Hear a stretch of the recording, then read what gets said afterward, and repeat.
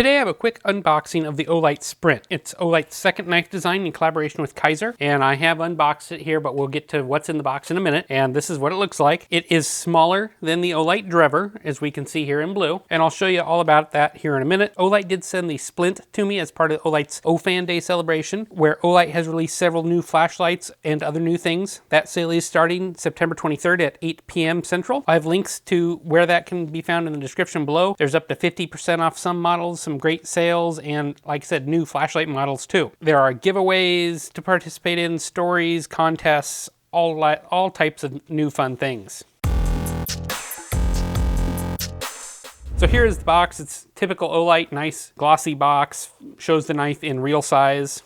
On the back you've got some statistics and features here. It's got a nice slip cover. Inside you get that thank you that Olight typically does, and you get a pouch here with the knife in it. We'll get to that in a minute. You get a thank you in the box. Inside you do get that microfiber cleaning cloth, and you get the manual that says inside that be careful, the knife is sharp. This is the same pouch that the Driver came in. It's a nice nylon pouch with O-knife embroidered into it. It's Velcro, it's soft on the inside. The knife does come in this plastic pouch here, and it does have that special pouch for the O-knife O-coin, I guess we'll call it, and this is specific to the Splint. I really like this design. It's got a nice camping tent on it, some trees. It's copper looking and feeling, but definitely not real copper. So size-wise, the Splint is smaller than the Driver. Blades, it comes in at 2.97 ounces here. As we can see, it is a flipper. The Driver is at 3.5 inches, so we can see there quite a bit of blade difference in the size there.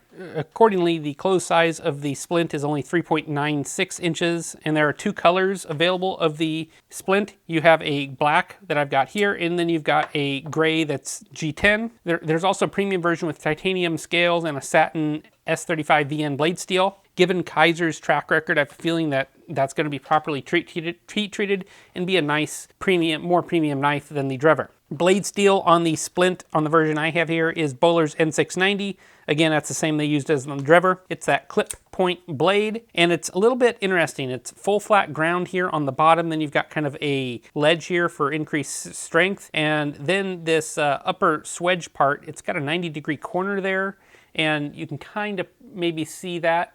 So it's a little bit different geometry than any other knife that I've had. They've just went in and milled that out. Saves a little bit of weight, gives a little bit of style, still gives it quite a bit of strength. That said, I do think you will see tips on this thing broken on the forums as people that use these like pry tools or screwdrivers or stuff like that. Again, that's not what the knife's designed for. No knife is. It is a pretty, very, very sharp, pointy tip though. So I think you'll see a few people snap those or break those.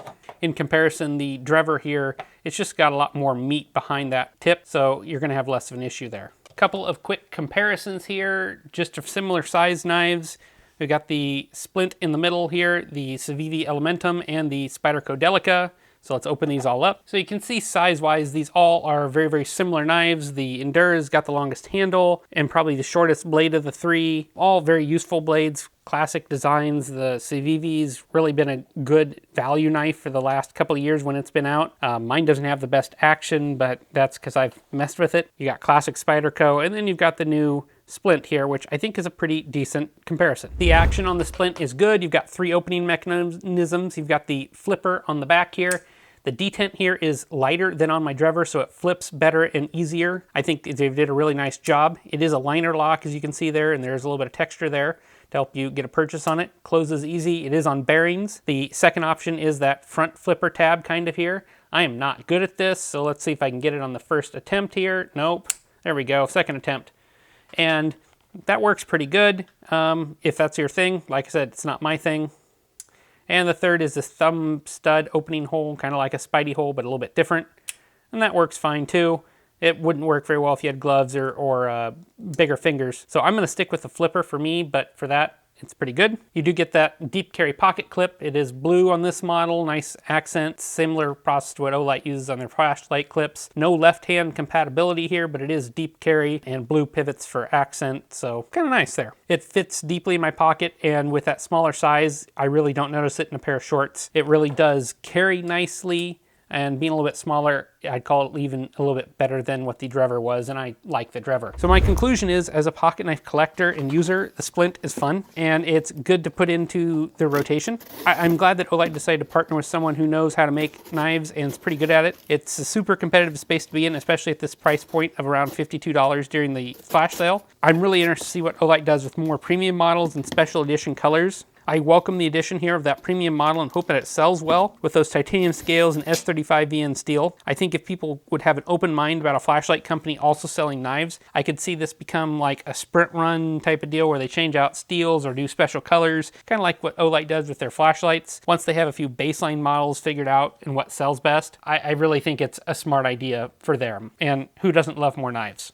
The Splint will be $52 during that flash sale, which I mentioned, with a few bundles available, so it makes it a pretty decent value. Olight has brought out several new flashlight models that I'll put the pictures of here. They are all on sale right now, and it's really the best time to get these new models. I do plan to review a few of them in the coming months and weeks when I have some more time, but I just couldn't get that done before the flash sale. Until then, make sure you check my link in the description if you do decide to make a purchase, as it will help the channel. And if you're watching this after the flash sale's ended, I'll have a code for 10% off any regularly priced item. As always, thanks for watching till the end, and I'll catch you on the next video review.